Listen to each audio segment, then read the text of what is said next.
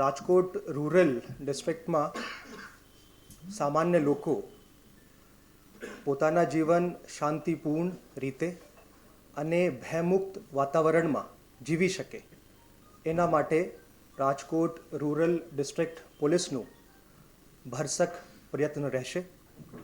મારું જે ફોકસ છે અહીંયા રાજકોટ રૂરલના એસપી તરીકે કોર પોલીસિંગ ઉપર મારો ફોકસ રહેવાનું છે.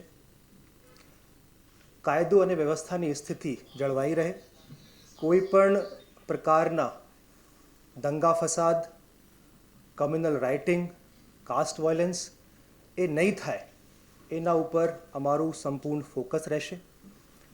એના સિવાય જે કોર પોલીસિંગના બીજા ભાગ છે prevention and detection of crime, એના ઉપર પણ સંપૂર્ણ ધ્યાન અમારા દ્વારા અને અમારી ટીમ દ્વારા આપવામાં આવશે.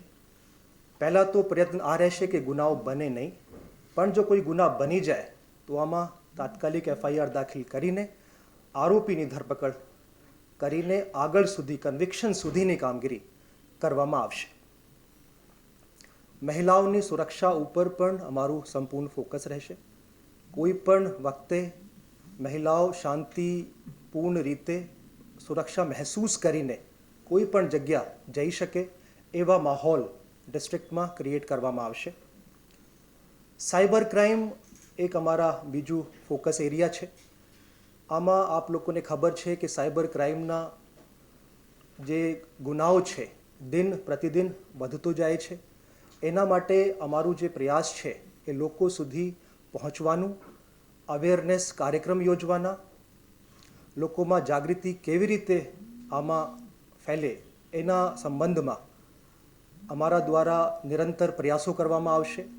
પેમ્ફલેટ મારફતે, સોશિયલ મીડિયા મારફતે, સેમિનાર મારફતે અધિકતમ લોકો સુધી પહોંચવાનો અમારો પ્રયાસ રહેશે, જેથી કરીને સાયબર ક્રાઇમ સંબંધમાં લોકો ઉપર ફક્ત એક ફોન આવે તો પણ લોકોને ખબર પડી જાય કે આ ફ્રોડ કોલ લાગે છે. લુખ્ખા તત્વો જે છે એન્ટી સોશિયલ એલિમેન્ટ્સ, આ લોકો વિરુદ્ધમાં પોલીસ દ્વારા કડકમાં કડક પગલાં લેવામાં આવશે. પાસા અને તડીપારની કાર્યવાહી કરવામાં આવશે. અને જે રીઢા ગુનેગારો છે, અનેક સિન્ડિકેટના ભાગરૂપે કામ કરે છે, આ લોકો વિરુદ્ધમાં જે સ્પેશિયલ એક્ટ ગુજરાતમાં છે ગુસ્સી ટોક, તે મુજબ કાર્યવાહી કરવામાં આવશે.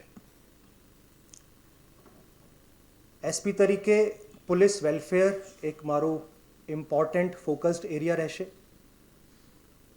જે કર્મચારીઓ છે કોન્સ્ટેબલથી લઈને અને ડીવાયએસપી શ્રીઓ સુધી જે પણ અધિકારીની અથવા કર્મચારીની કોઈ પણ ફરિયાદ રહેશે એના નિરાકરણ કરવાનું પ્રયાસ કરવામાં આવશે.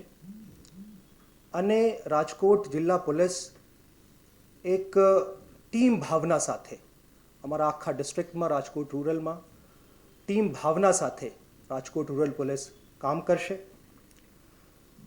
લોકો કોઈ પણ વખતે મારી પાસે આવી શકે છે એપોઇન્ટમેન્ટ લીધા વગર, રજા સિવાયના દિવસોમાં. જ્યારે હું ઓફિસમાં બેઠો હું, કોઈ પણ વ્યક્તિ મારાથી એપોઇન્ટમેન્ટ લીધા વગર આવી શકે છે અને પોતાની રજૂઆત કરી શકે છે.